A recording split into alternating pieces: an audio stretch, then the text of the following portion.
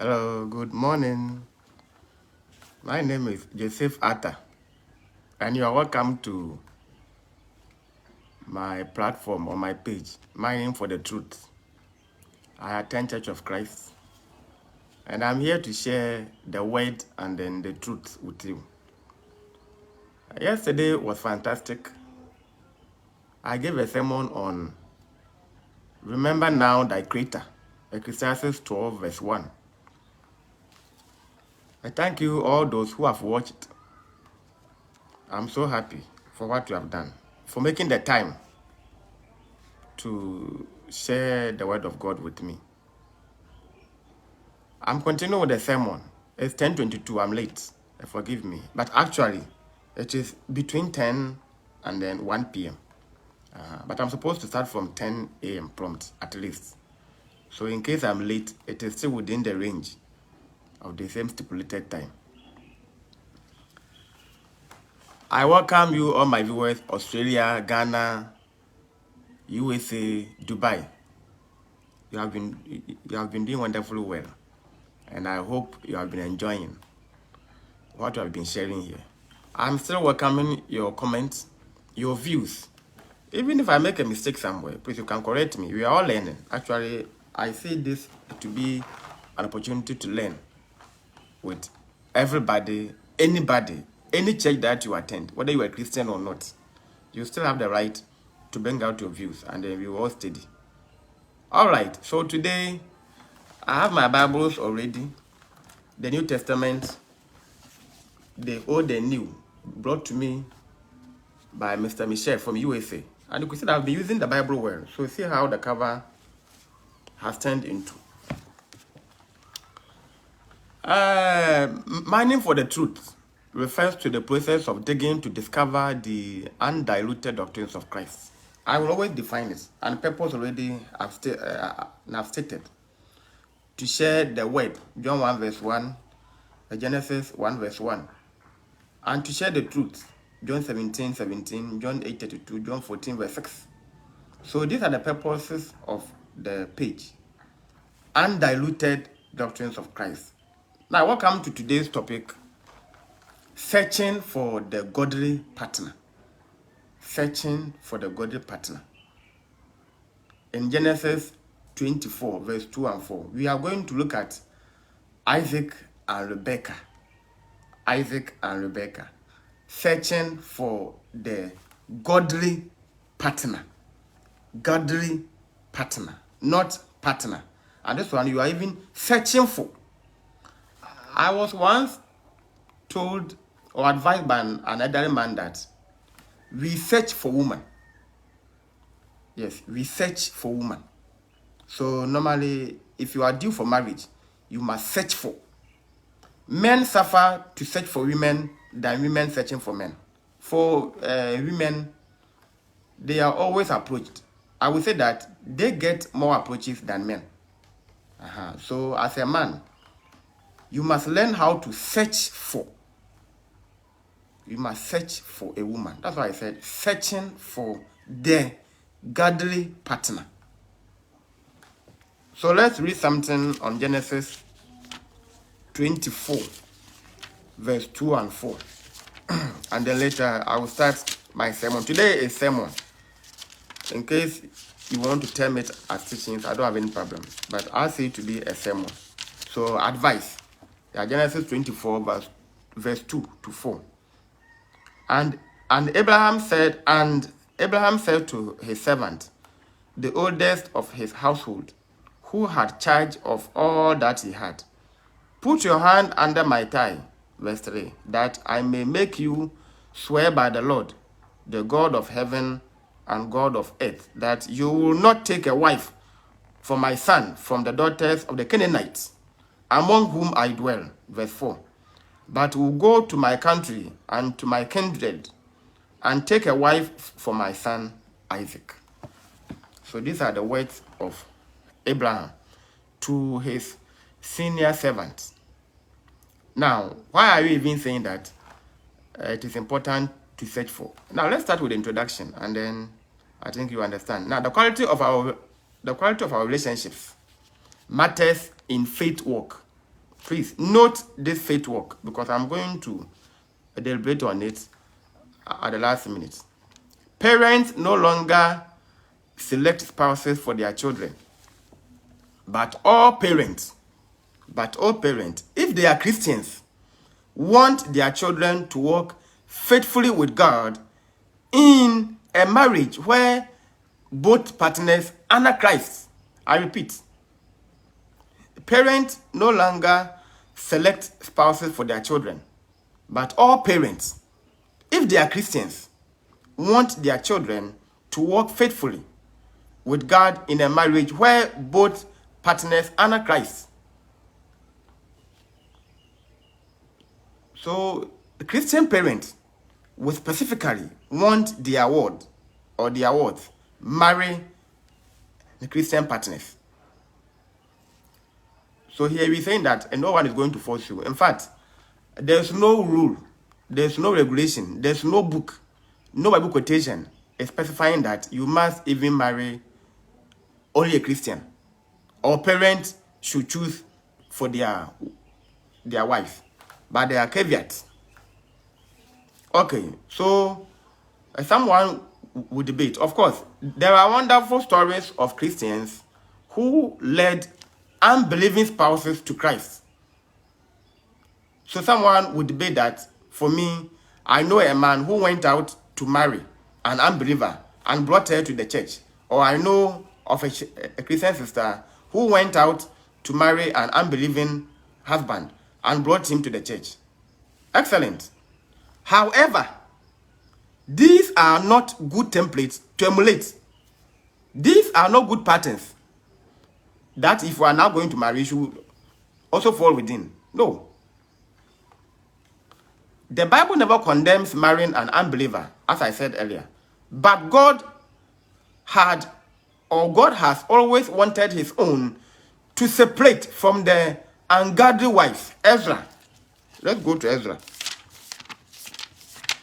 Ezra 10, verse 10. Ezra 10, verse 10 and 11. If you have opened, you can start reading. I'm coming. Ezra 10, verse 10.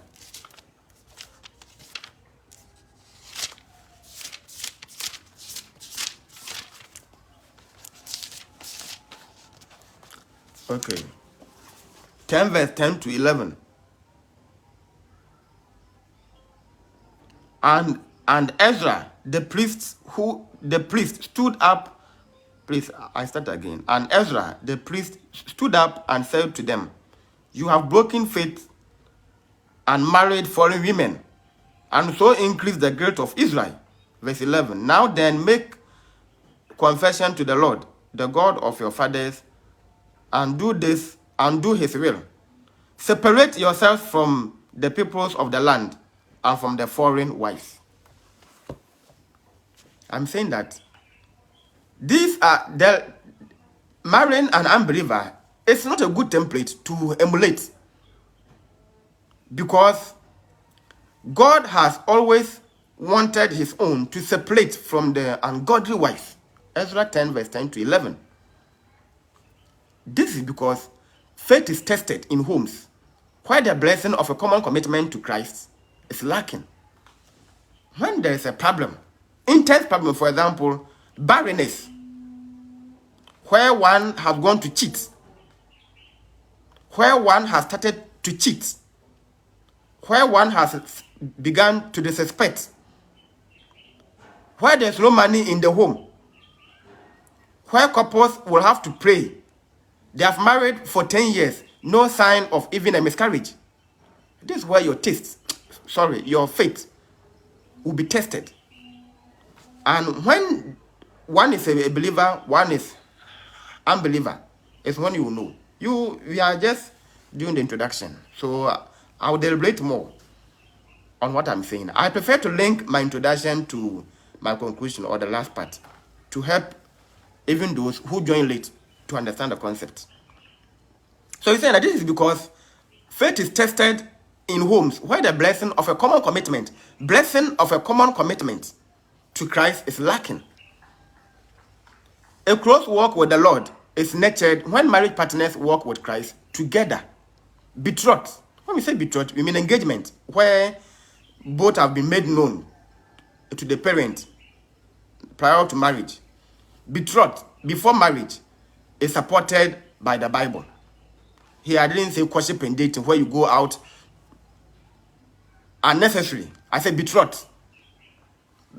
Betrothed is when you have, so let's say the husband has gone to see the parents of the wife to be married. I mean, the parents know themselves. It's the meaning of betrothed. This is different from courtship and dating. This evil courtship and dating is different from betrothed. I don't even understand courtship and dating. And when you ask them, they can't even define properly. That what is a courtship? What is dating? See, they give you funny stuff. They don't even understand what they're doing. The best form of this is betrothed. Now go to Luke 2 verse 5. Matthew 1 verse 18. I will read them. Matthew 1 verse 18. So if you are there with a girl in which you are hiding, playing hide and seek, it is a sin. Go and make it official to the parents. If possible, to sit down for a while to put some measures in place. You call this betrothed.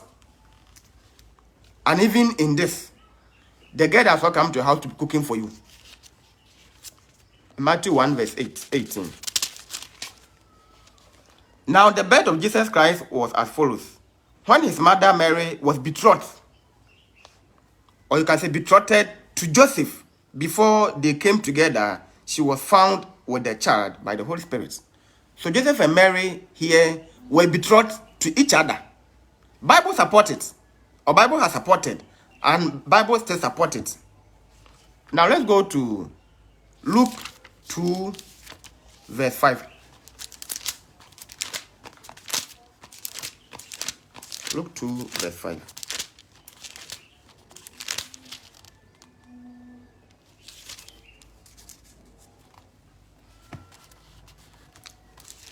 Okay. To be registered with Mary, who was engaged to him, who was with child. So to him here is Joseph. So Joseph and Mary were engaged. Betrothed, please. Not a normal engagement where they put a ring on the middle finger. It is not marriage. So engagement is sin. To engage someone and then live with as husband and wife, it is a sin. You are in adultery. So don't call that one as marriage. I don't know how you still define your courtship and marriage, a courtship and dating, but they are all sins. If for a man, good businesses are done in daylight. Every good business in this life is done in broad daylight, not in darkness. So courtship and dating are always in darkness, but betrothed is in broad daylight because the parents have been made known. That's why I'm saying that betrothed before marriage is supported by the Bible. Luke 2 verse 5, Matthew 1 verse 18. And the choice of partner, please, here is where you must listen. And the choice of partner must always be made known to the parents for approval. Let's see what Rebekah did when the servant told her about pending marriage between Isaac and then herself. Now, Genesis 24 verse 28. Genesis 24 verse 28. Then the young woman, here is Rebekah, please. So Genesis 24 verse 28, I'm reading. Then the young woman ran and told her mother's household about these things. Later you know about these things. Of course, the servant placed some bangles and others.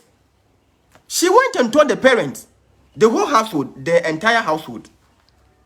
This is better than this your wedding courtship and dating, where you go out to flirt on lunch and others in secret. If you were a man, if you were a real man who is determined to marry, why should you do it in secret? Henceforth,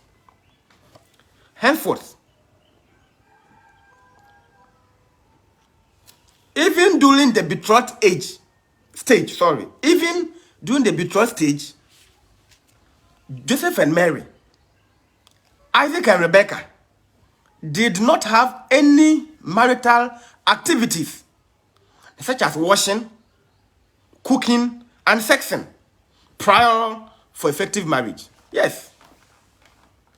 When you have been betrothed to each other, this is not where the girl should come to the man's house to serve him, washing for him, cooking for him on the weekend, ironing his shirt and clothes. And normally this is in Ghana, mainly because we see that the woman in question is the one to be married. So she has to serve the husband. In fact, they even use this period to test whether she's good or not. The Bible will prove whether you need to learn about someone's character before you marry or not. I don't have time for those things. No one has a good character. So you, the man, always bragging that I'm testing, and then I'm testing, or I'm learning about her lifestyle. You are even worse than her. But because the woman is always a victim, if she does not impress, the man may leave her for another woman or person. But I'm telling you that it is a sin. Even if you are married, you must learn how to cook. You must learn how to do basic household chores. Your woman that you are going to marry is not your servant. And I don't see why a woman should be cooking always at the kitchen. She becomes tired. I mean, how can she prepare a tea for you for about 40 years? Let's say you are going to marry for 40 years. Do you think, or are you sure that she can always wake up every morning to prepare tea for you for good 40 years? You must also learn how to do things on your own. For example, when you are married and by God's grace, she's pregnant, do you think she can have the strength to be doing the household chores? So she learn how to scrub, how to sweep, how to dust your room, go to the kitchen. You must learn everything. That's why you are married. If you are married, it's a period of learning basic household chores, in case you don't know. Of course, I was taught when I was young, so I'm not now going to learn it. We move on. So we're saying that henceforth, even during the betrothed stage, Joseph and Mary, Isaac and Rebekah did not have any marital activities. This is what you must note. To tell that she can cook, she was good in bed and others. No. One must avoid sins of the flesh and adhere strictly to a life of holiness, even in this betrothed stage. Almost all the problems in marriages which occur are what they did during the courtship and dating. Mostly, you reap what you sow. So all the evil things that they will do, sometimes the children will also grow and then do the same thing. One must avoid sins of the flesh and adhere strictly to a life of holiness. A Christian who marries an unbeliever has prioritized authenticity over safety. It is accidental and is equivalent to climbing a height without a safety harness. You all know harness, and the belt that you hook yourself with when you are at a height. So in case you are about to fall, then to prevent you, so you'll be swinging to and fro. It is an uncalculated risk. Even an apostatized Christian, here is what you must listen well. Even an apostatized Christian is better spouse than a pagan. We are saying that a Christian who has fallen because of sin is better than an unbeliever. Now, preferring marrying an unbeliever to a Christian wife is a dichotomy, okay? Two contrasting ideas. Marrying or preferring to marry an unbeliever. A Christian who prefers to marry an unbeliever is called dichotomy. We mean classification of two opposed parts. For example, black and white. How can black and white relate? B.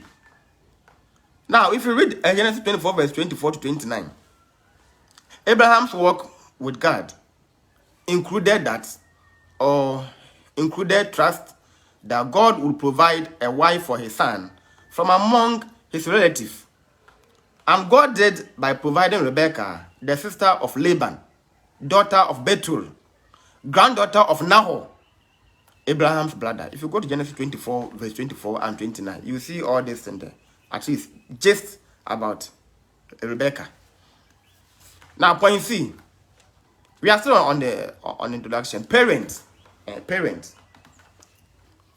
who want their children, being a boy or a girl, marry better and good men.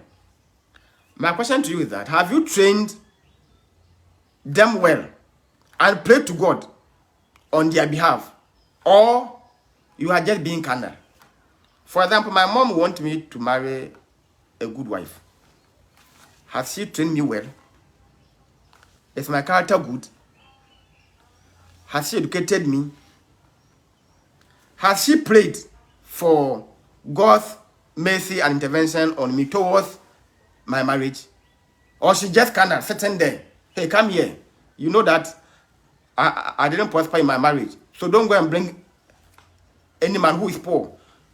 Bring a man who is educated. Bring a man who is wealthy. In fact, we are aware that normally when they greet you or when people want to know about you, they ask about what you do, what work you do. So normally the respect that they will accord is based on the work that you do.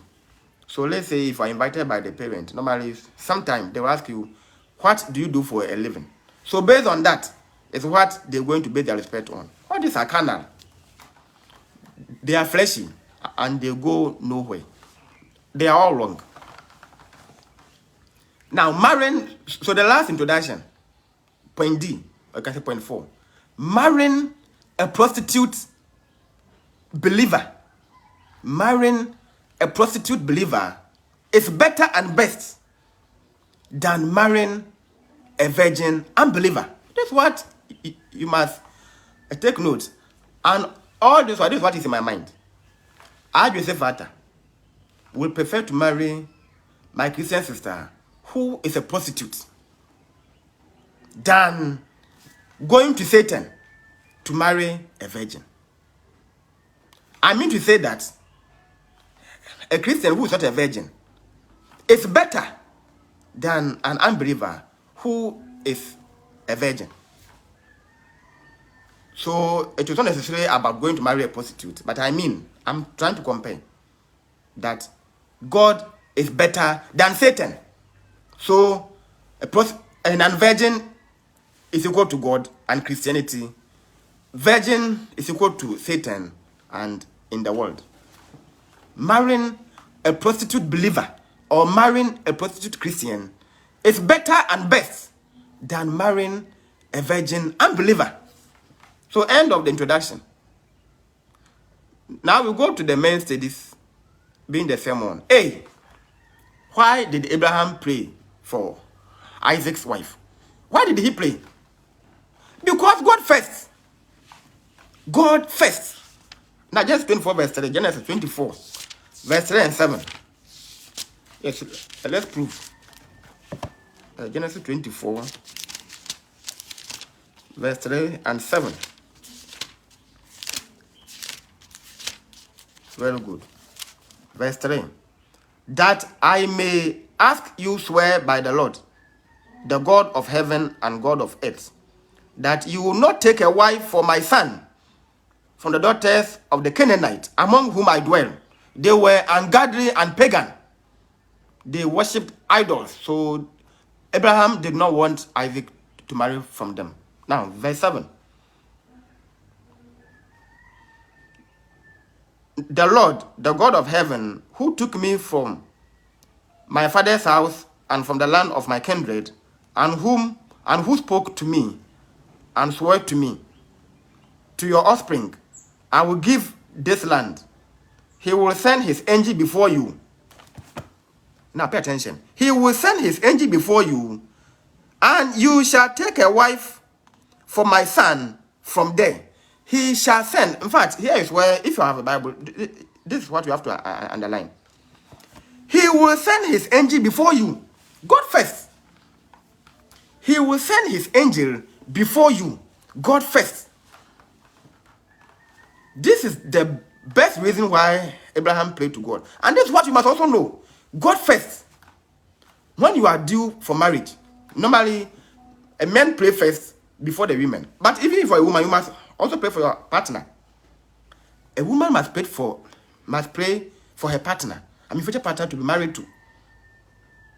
Of course, the man will find you first by proposing to you. When he proposes to you, you must also take this into prayer, at least for a month, to see whether he is the right man or not, because he can be Satan's messenger. Choose a Christian wife. Choose a Christian wife in the church for the purpose of your salvation. Choose a Christian wife from the church for the purpose of your salvation. Yes. Choose a Christian wife. Choose a Christian husband. Choose a Christian spouse, partner, for the purpose of your salvation. There is always a danger of marrying an unbeliever. I will say, Father, will never do this. If there are no Christians alive, I remain single. It will be a waste of time going out there to marry someone who is not a Christian. What do you mean by that? I will never do this. It is an uncalculated risk. It is the same as climbing a height without a safety harness. You fall and then you die. Now, point 2. For a perfect partner. We are still on the same. So, point 2 of why Abraham prayed to God. Point 2. For a perfect, I said perfect partner. Genesis 24, verse 16. Then the young woman was very attractive in appearance. Then the young woman, I mean, the relevance or the essence of praying to God for your future partner. The young woman was very attractive in appearance. She was so catchy. In appearance, a maiden whom no man had known. She went down to the spring and filled her jar and came up. Isaac got a virgin. Rebekah was a virgin. Importance of putting God first in your marriage. She was serviceable. She was so attractive. At last, I said that I be said I will never go and marry a woman who is ugly. I will marry a woman who is beautiful, of course, with a good character as well. Because normally, we men don't have time for dressing and others. We care about how to provide for the family. So we go about being dirty, I mean, not nicely dressed. So normally, we are underestimated by even some women around who wanted us to have dated them and they refused. Or even our own male counterpart who are interested in porch dressings. But we are saying that when one should accompany you to your home one day and sees your wife, he or she must regret ever even being a human being. In fact, this woman can even use your wife as a dressing mirror. I mean, your wife is so beautiful that she did not imagine. And later, she apologizes to you. Oh, please, I'm sorry, because she underestimated you. So I prefer to marry a woman who is beautiful. And the Bible is saying that Rebekah was beautiful. Please, I'm saying that in marriage, go for your choice. Don't compromise. Compromise is equal to consequences. If you compromise in marriage, you end up cheating on your spouse, whether you are a man or you are a woman. Go for what you want. There's nothing wrong. Nowhere in the Bible speaks against that. Don't marry your choice. No. Marry your choice and desire so that she acts as your source of motivation. When you see your wife, you must be motivated. Under no circumstance should you see her or him, your husband, and then you are less motivated. No, then it means a Satan is in there and want to direct your interest and attention to elsewhere. Your wife or my wife must always be present to me. So Rebekah was so catchy. She attracted attention. Of course, she was a virgin too.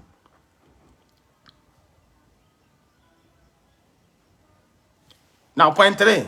For direction and guidance, why Isaac prayed to God on behalf of Isaac. Why Abraham prayed to God on behalf of his son Isaac. See how responsible Abraham was. He depicts rare pattern of a true responsible parenthood. He prayed for his son. Prayed. How many fathers and mothers pray for their husbands, for their children's spouses? They care about the world. So they want money and fame before you can marry them. So some are still there and married because the parents have their criteria. So if the man does not meet it, then the daughter remains single. She will remain there and then become poor. No one will marry her. So at the end, the father can marry her in addition to the wife. So for guidance and then direction, still on Genesis 24 verse 12 to 24, I won't read everything. But you could see that based on Abraham's prayer, God directed the servant. And Rebekah came later to fulfill all the promises or all what God has promised the father Abraham. That's why I said for direction and guidance. God directed Abraham to send the servant to a certain place. And God fulfilled himself there by showing Rebekah. So Genesis 24 verse 12 to 24 and 26. Let's try to read the 26. The man bowed his head, the servant, and worshipped the Lord. Yes, because all the dreams, all what was said came into reality. The last point being point 4 of why Abraham prayed to God for Isaac's wife, being Rebekah, so that Isaac does not marry an adulterous and pagan woman. This one already we have read. Genesis 24 verse 3. Yeah, Genesis 24 verse 3. Let me read that again. That I may make you swear by the Lord, the God of heaven and God of the earth, that you will not take a wife for my son from the daughters of the Canaanites, among whom I dwell. He did not want his son to marry from the women of which he was dwelling with them, a pagan and unbelieving wife. These are the 4 main reasons, or the 4 basic reasons why Abraham prayed to God for Isaac's wife. Now B, results of Abraham's prayer seeking God first. Result. Let's see the results. Isaac married a virgin, as read before in Genesis 24 verse 16. He married a virgin called Rebekah. She was serviceable. Remember, she fetched water for all the camels to drink. So supposing that she was to draw the water from a well, it was not an easy work. All these are God's fulfillment though. Because basically, she was to go to fetch the water and then go home. But because of being serviceable, she fetched the water for the servant and then all the camels. And you know how camels, they drink water a lot. Of course, we are told. She was hospitable, she was humble and cultured. She was serviceable,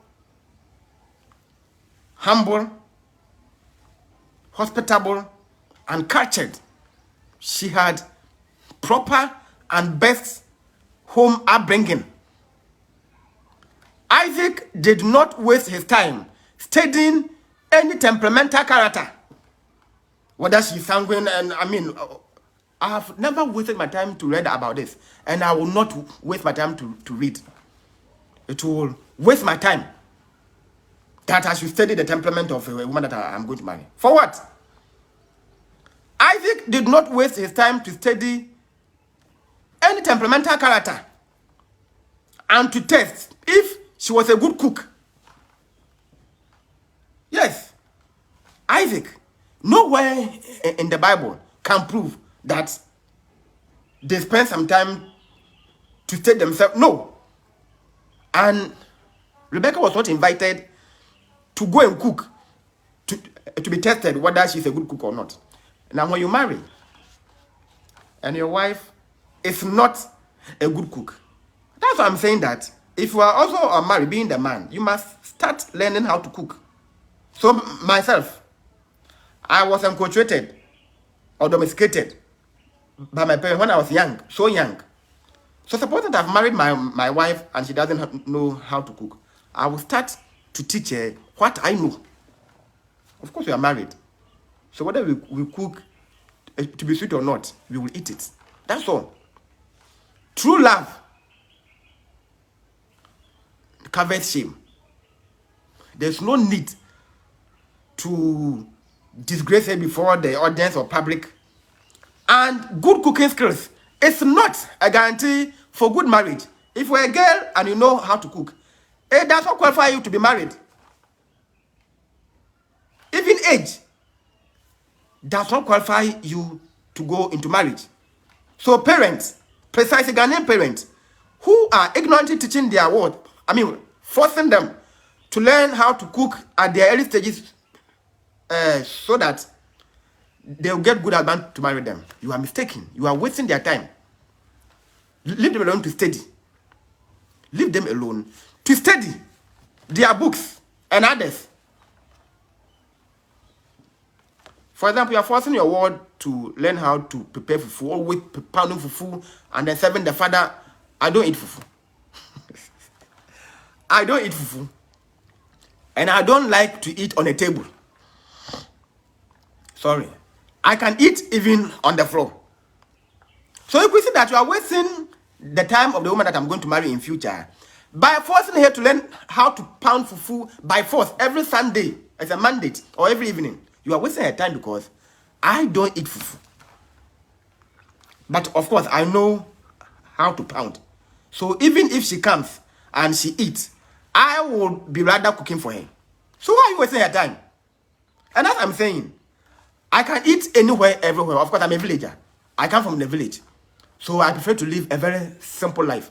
In future, if you come to my home and you see that I'm seated on the floor eating, my friend, you must keep quiet. You came as a visitor, not as an investigator. Of course, you can't tell me what to do in my own home. So why should I want my wife to always serve my wife my food on the table? For what purpose? I have no interest in them. So, a good cook, being the girl, is not a qualification to marriage or a function better when she's married. Once again, Isaac did not waste his time studying any temperamental character of Rebekah and to test if she was a good cook. In fact, he did not even test if she was good in bed or on bed. Yes, you must know all these things. Such is foolishness in modern day marriages, since they lead to adultery and other sins. All these are foolishness. There are no single sense in them. Gross foolishness in modern day marriages, because they lead to sin and adultery. Come to my home and then watch for me. Come to my home and cook for me. Are you married to her? And why should you, degrade someone's daughter into a slave? All because of marriage.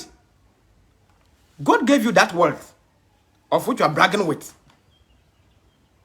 He gave it to you liberally. And it is best used when you use it for benevolence. So marriage to a girl, for example, who is so poor, does not demand more treatment. I didn't see my mother, even though they married and then they gave birth to me.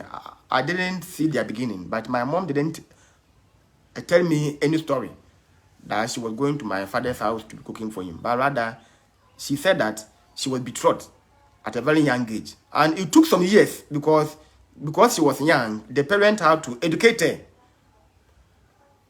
prior to the marriage, and you dare not sneak to go to the man's house. I mean, reference to the olden days, the Gold Coast time, and this is how it is supposed to be by now. The same way I'm going to raise my children in future.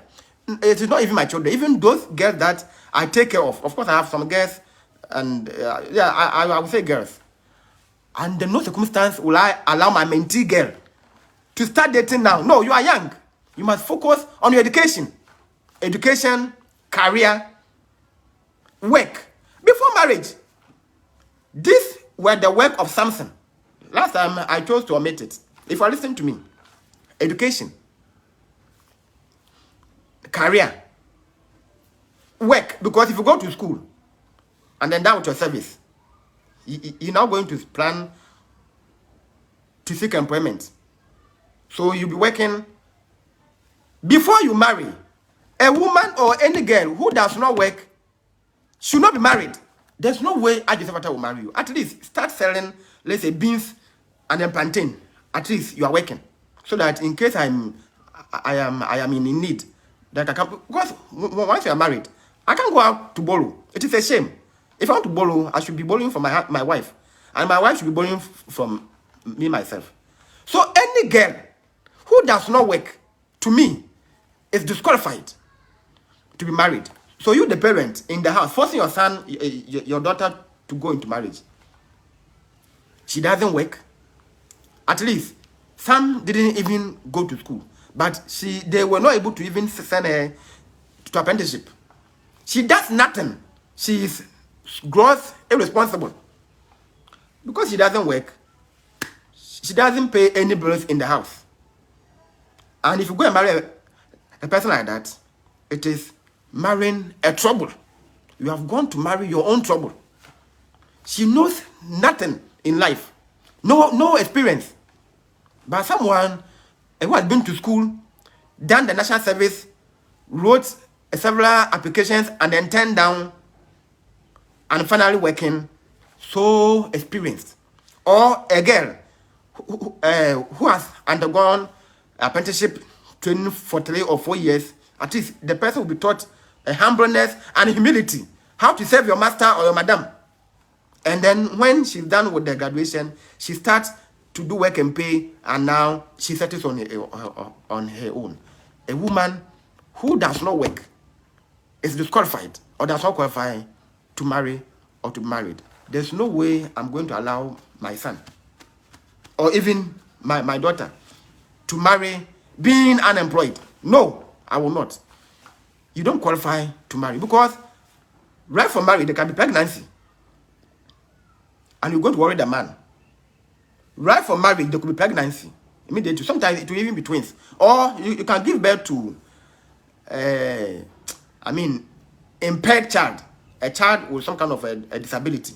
This requires money, and if you mental balance, then is where your test of faith will be in manifestation. Sorry. All right, we move on. So as I said, such foolishness in modern day marriages, such is foolishness in modern day marriages, since they lead to adultery and other sins. Every good and perfect wife, and I'll go to James 1 verse 17. James 1 verse 17. I'm sorry. James 1 verse 17. Yes, I'm here. Very good.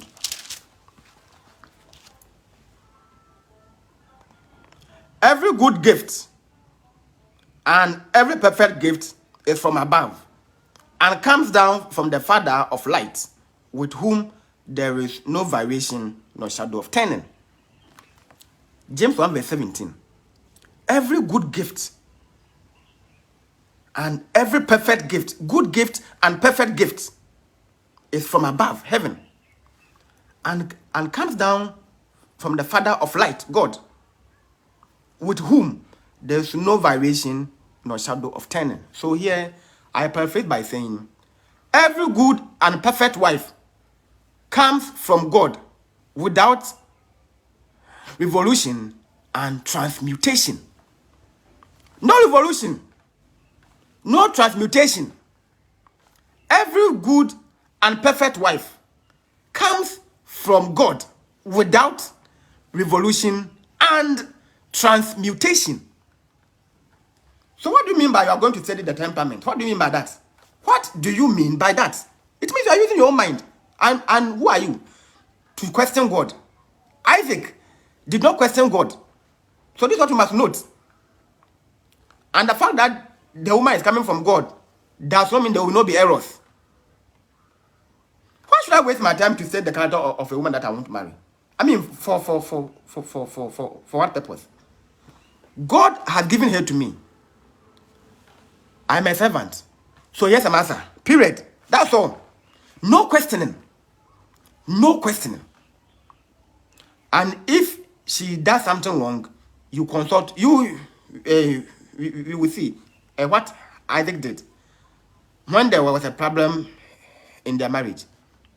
You have no right to waste time to study anything. I will never do it. So you can do it.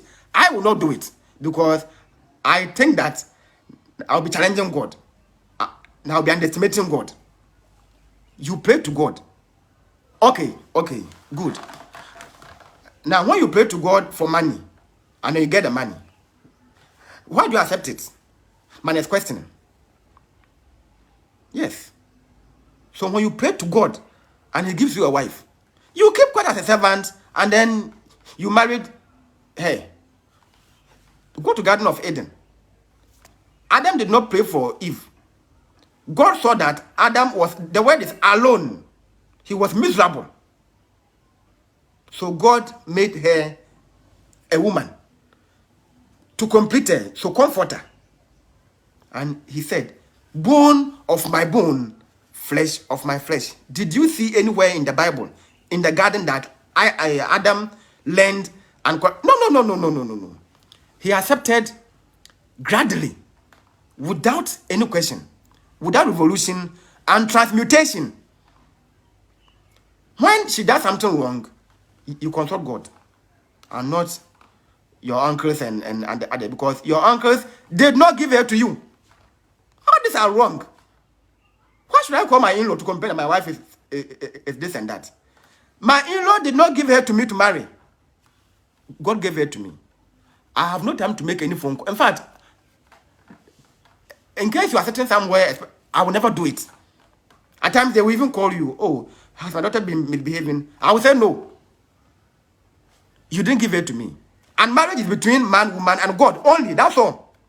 In the Garden of Eden, God, Adam, Eve. Period. So even though when we are marrying, the two families are there, but you are hereby reminded that the man, the woman, and God. Period. So if you are sensible as I am, there's no need to call and make any report to the family members. I mean, in fact, my wife can do it, but I will never do that. Whoever she is, God gave her to me. Period. That's all. I have no right. In fact, who am I to question God? Isaac did not question God. Adam did not question God. Rather, Adam was praising Eve. He was rather praising her. Bone of my bone, flesh of my flesh. Now, reason, I'll give you just one reason. I won't even waste my time. One reason why marry a Christian, or reason why marrying a believer is always the best. Now, let's straight from the marriage because we are discussing Rebekah and Isaac.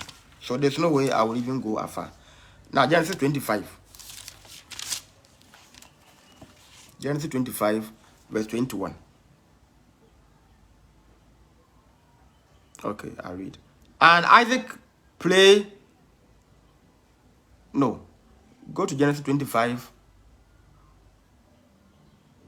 verse 20, sorry. First, one at a time. And Isaac was 40 years old when he took Rebekah, the daughter of Bethuel, the Aramean of Padan Aram, the sister of Laban, the Aramean, to be his wife. So Isaac married Rebekah when he was 40 years. So that's one. Now we continue. Now verse 21. And Isaac prayed to the Lord for his wife because she was barren. And the Lord granted his prayer. And Rebekah, his wife, conceived. Go to verse 26.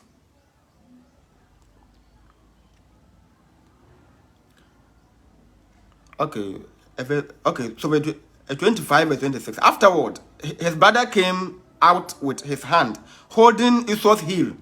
So his name was called Jacob.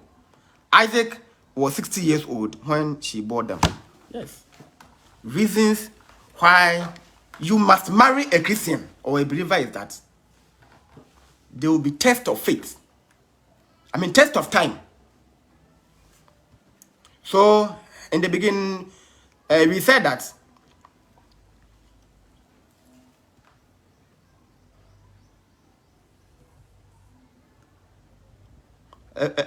we are on the beginning. I want to tell you something here. Please, I'm coming. Faith is tested in homes where the blessing of a common commitment to Christ is lacking. They had married for 20 good years. Remember that Rebekah was a virgin when Isaac married her. They have stayed for good 20 years and there was no sign of even a single miscarriage. Test of faith and test of time. Here is where you know whether your partner is faithful or not. In Ghanaian marriages, when the man go elsewhere to give birth secretly and then later bring this son to the woman to love by force. That's what Ghanaian marriages are. When you're not able to give birth, the husband goes elsewhere to start courtship, dating someone. Sleeping outside the marriage, causing adultery. And when the woman gives birth, he brings the child to the home by force. That the wife must like and love the son. They married for good 20 years. I'm saying that Rebekah was a virgin when Isaac married her. They have stayed for good 20 years, no single sign of even miscarriage. In modern day marriages, the man will start to complain. In fact, the whole vicinity and all the family members will know that the wife is barren or the man is impotent. Please, I'm saying that when you marry, for example, if I marry, and my wife is not giving birth, I don't like for her to be practicing any medicine. Because at times you may even end up destroying the womb. So today going for this man for medicine, tomorrow going, I hate that. However, I am not saying that if there are some remedies and interventions, she shouldn't grab. But I don't want a situation whereby this medicine may rather corrupt her system. Isaac, being a sensible husband, he went to the person who gave him Rebekah. This is what I want you to note. That when there's a problem in marriage, unless maybe you did yours anyhow. But I said that marriage is between a husband, a wife, and God, not family members. So take note. They were there as just a mere spectators. They came there to witness. It is the husband, the wife, and God. Period. So for someone who is sensible, wife or husband, and your wife is misbehaving, your husband is misbehaving, you go to your knees and you pray to God, because God gave you this partner. It was God who gave Isaac Rebekah through Abraham's prayer. I am here saying that people have married their enemies. Some have even killed their partners because they married from their own self-ambition. God first. Abraham prayed to God first for Isaac's wife. So if you are old, you have money, you have everything, does not mean that be proud or be pride. Oh, and because I am a banker, the CEO, or because I'm a prince, now I must marry a princess. Pray to God first and stop this your pride and arrogance. It is pride. I'm saying that when you have money, the money is meant for benevolence. So if you are even reasonable, the rich must marry the poor.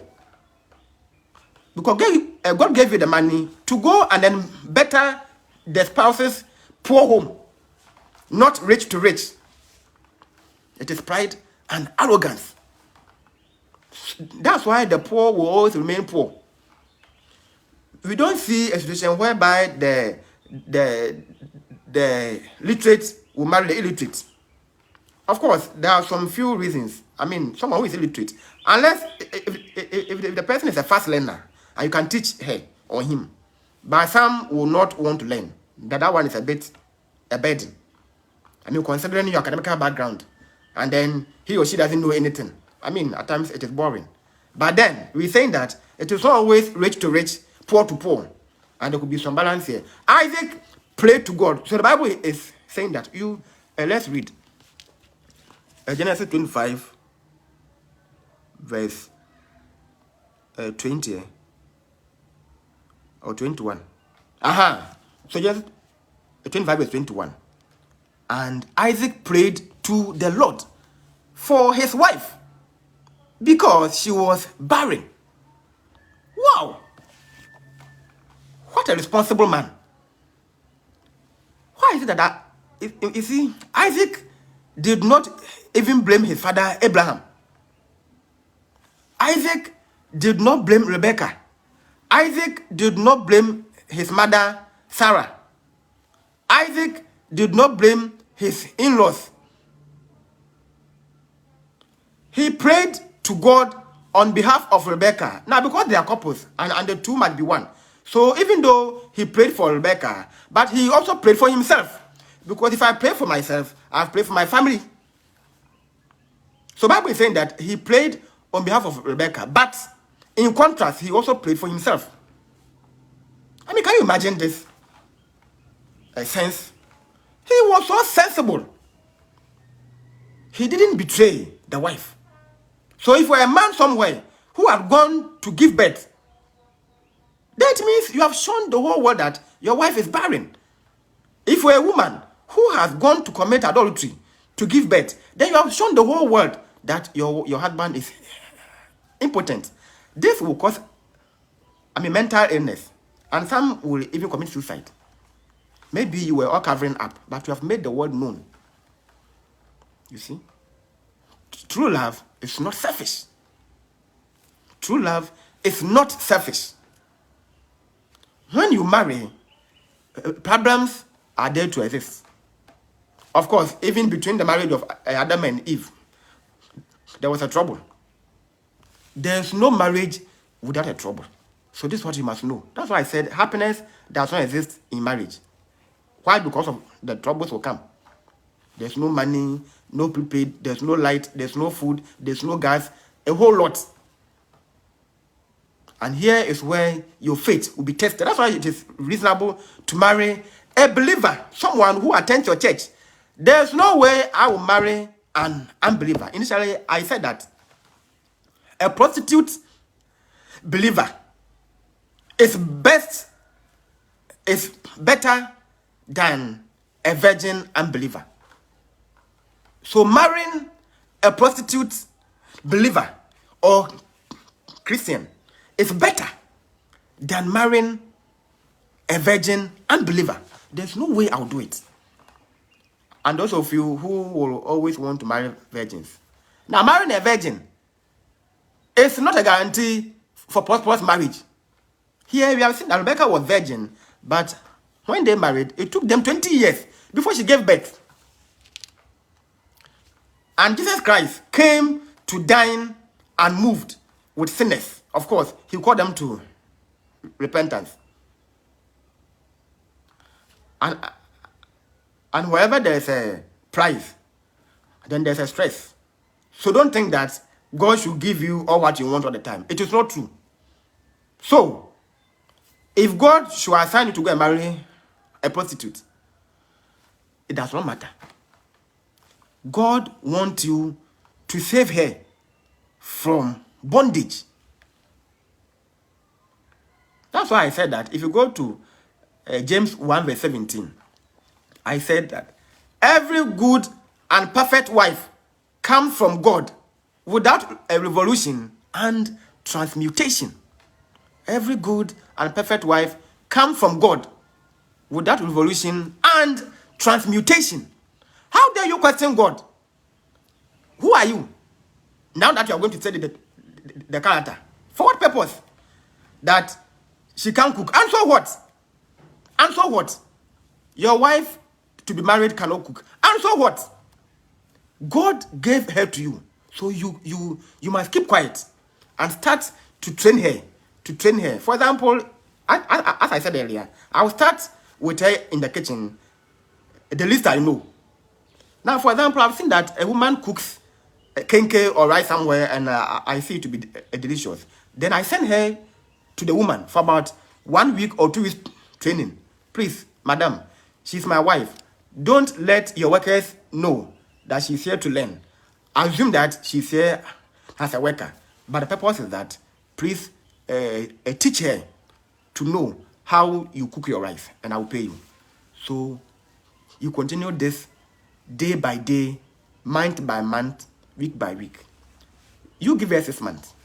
She becomes a perfect cook. So as you see me, a good cook is not my guarantee to marry. No. Whether you can cook or not, I don't care. It is none of my business because she came from God. God first. I'm saying that when you pray to God and he gives you something, you must keep quiet than to ask some stupid questions that I will test whether she can cook. I have to test whether she's good in bed. And what do you mean by that?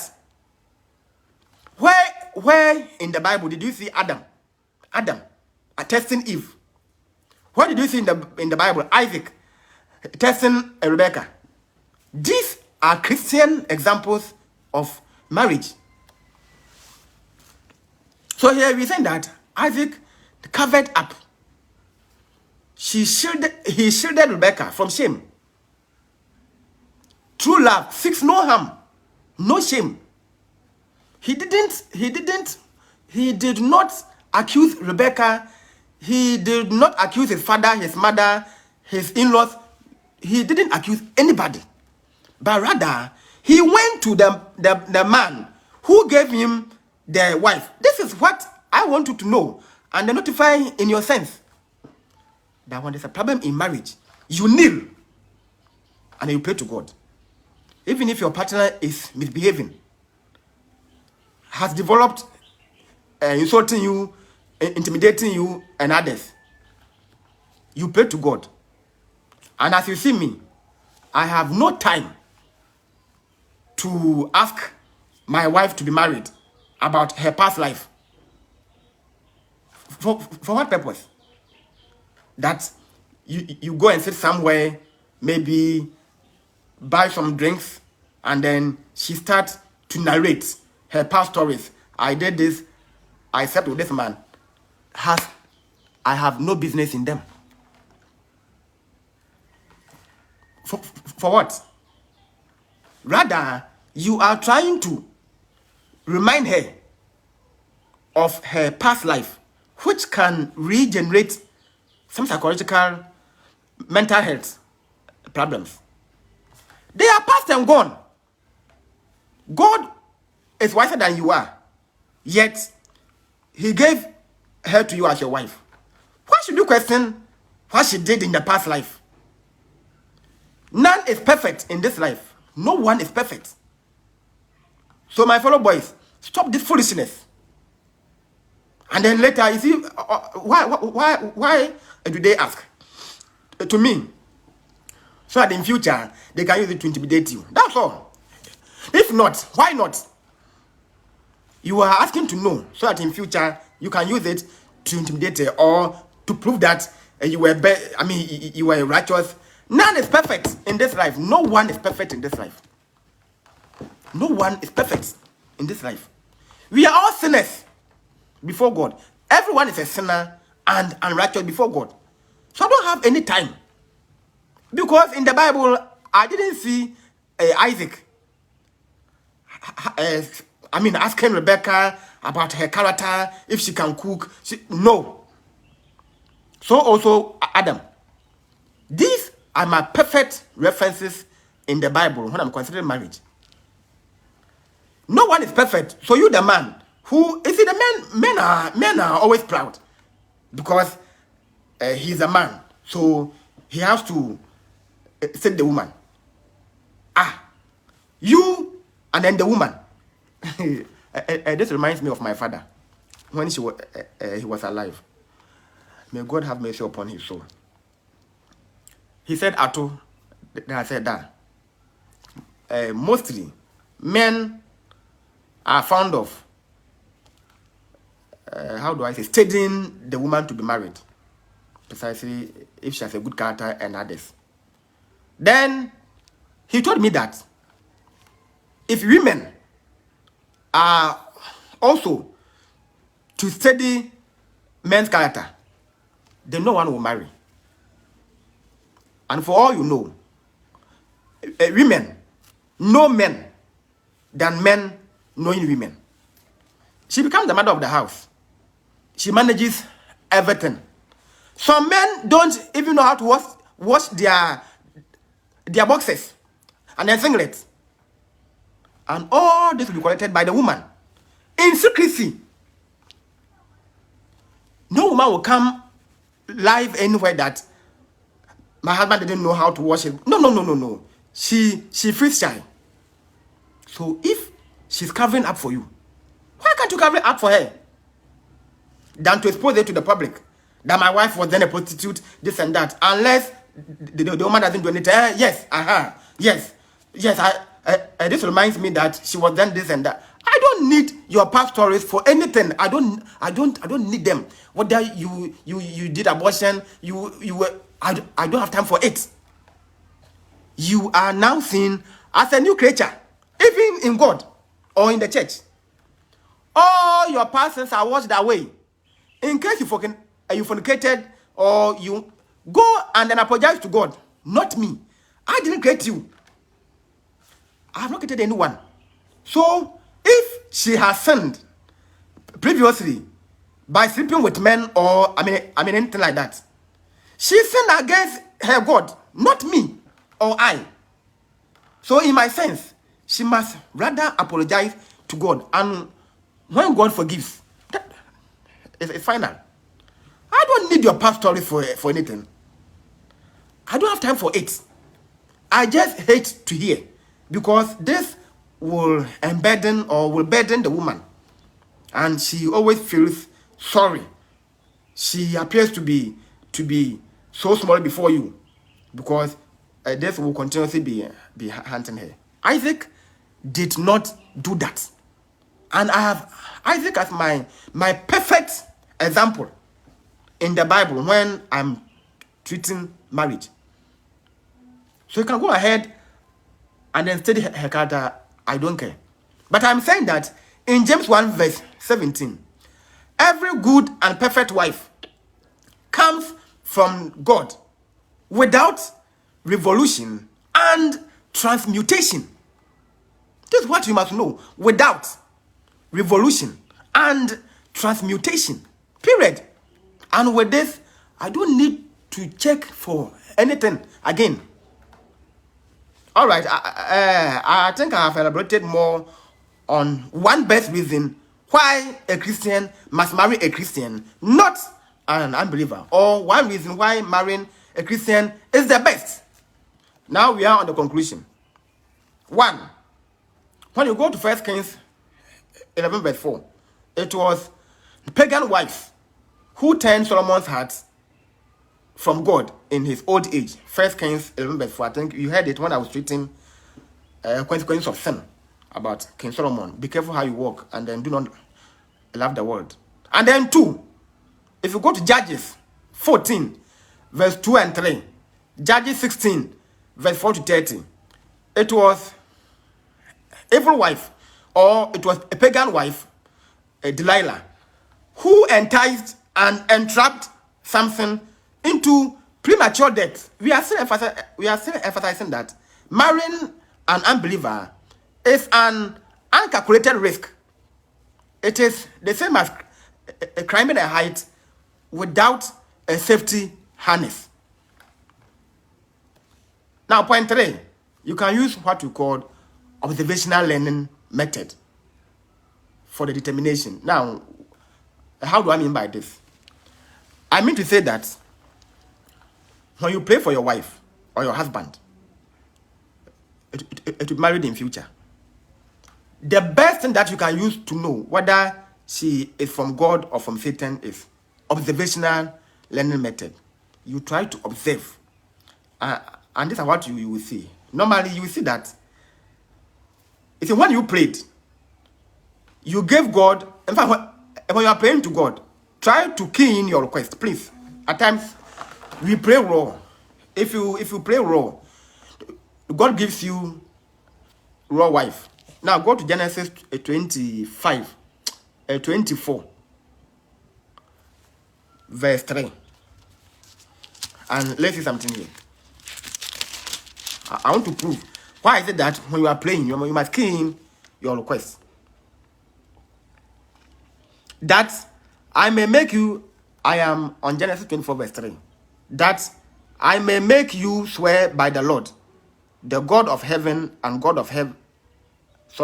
That I may make you swear by the Lord, the God of heaven and God of the earth, that you will not take a wife for my son from the daughters of the Canaanites. So even in the request of Abraham, he specified that the servant must not bring home any pagan wife being a Canaan. So I'm saying that when you are praying, or when you were praying, you key in your features of the wife that you want, or the man that you wanted. So now that you have found her, by all means, you will see her. If you are in the church, you will see her. She is going to appear in your dream. You see, there was a time my friend was asking me that, I am worried about this. That sometimes people will say that they pray to God and then they found their wife. That he does not understand. How? That I say, because you are a child, that's why. Yeah, when your time reaches, you know it. When you fast and pray to God for your future partner, you're going to see him or her in the church or where you prayed for. If you are in a church or in a school, you see this person. Through the feature that you told God in your prayer. That's why I said you must key in your prayers. You must key in your request when you are praying to God. Don't just make a raw prayer that please get me a husband to marry, a man to marry. Or then he get you anything that, So here we are saying that key in your request. So afterwards, then this woman or this man will start to manifest what you requested from God. And it is so wonderful. In fact, I see if you are watching live video, it is so wonderful to see your God-given partner. So amazing. In fact, the best form of a visualization that can occur to a human being. So amazing. When Isaac saw Rebekah, Rebekah was very, very beautiful. He was so amazed from what he saw. So it's when you are going to use this what we call observational learning to determine whether she is the one or not. I'm saying that you are going to see what you key in your player, in her or in him, before the proposal will come on. So praying to God for the future partner is not a proposal. Remember, the servant went into Rebekah's house to knock, called knocking. That was the proposal. So after you have seen the man or the woman, before the man will have to propose. And the proposal is not easy. Now, this proposal, if not under God's influence, there's no way you're going to win the girl. Because women, they are priceless. Even a woman who didn't go to class 1, can be married by a man abroad. He educates her, and then she becomes so brilliant. So women, I always say that if a man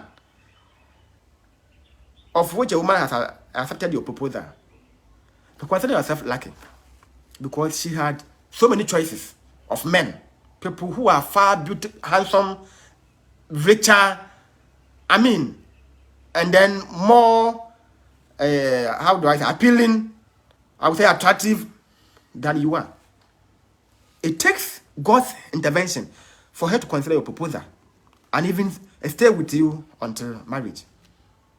So if I see a man insulting his wife, maltreating her, I say, wow, okay, who knows, maybe, but I'm not sure I'll do that. It was by consideration.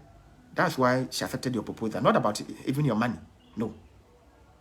So here we are saying that now that you are going to propose to the woman, now when you propose, she will also take into prayer, because everything will sound so strange. Sometimes she's not even lucky, but God has revealed her to you when you are done with your prayers.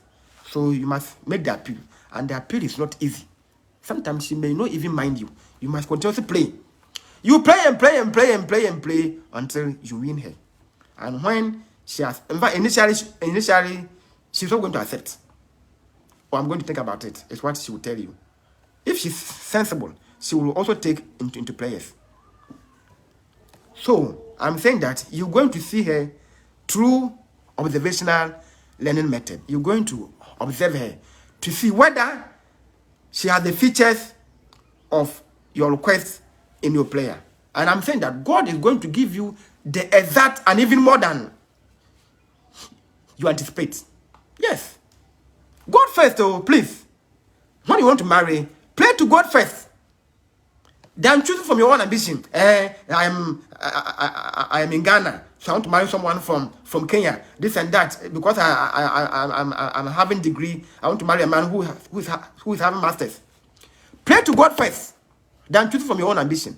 This has led or has misled people into committing suicide and others, into divorce, into adultery, because they chose from their own ambition, selfish and carnal ambition. God first. Now, let's go to Genesis 24, verse 10, and see the example of this observational learning. Verse 10, I read, "Then the servant took 10 of his master's camels and departed, taking all sorts of choice gifts from his master, and he arose and went to Mesopotamia, to the city of Nahor." Yes. Here's the knocking. That's why I said you're going to propose. Even though Abraham had prayed, but the servant had to make a move. So the man must make a move by proposing to the woman. You want to propose to the woman. So praying to God for him to reveal, for example, Mrs. or let's say Ekuya in your dreams, does not mean that you have proposed. You're now going to do the proposal. And I'm saying the proposal is not easy to come by. Whether she's going to insult you or not. Whether she insults you or not. My friend, you are a man. That's what you have been made for. You must endure. Because you're going to win her. The word is to win her heart. You're going to win her among better and best competitors. Let's say she has even had some proposals pending, or some pending proposals. You came as a poor man. So poor, you have nothing. And now she will have to consider. That's why she has to take it into prayer. Now, if you want the full story, you continue from verse 14 to 26 of Genesis 24. You will see that a servant found all what were expected in Rebekah. So we think that a woman, so if you read it very well, you will find that a woman who will fetch water for 10 camels, and the servant was to be chosen one.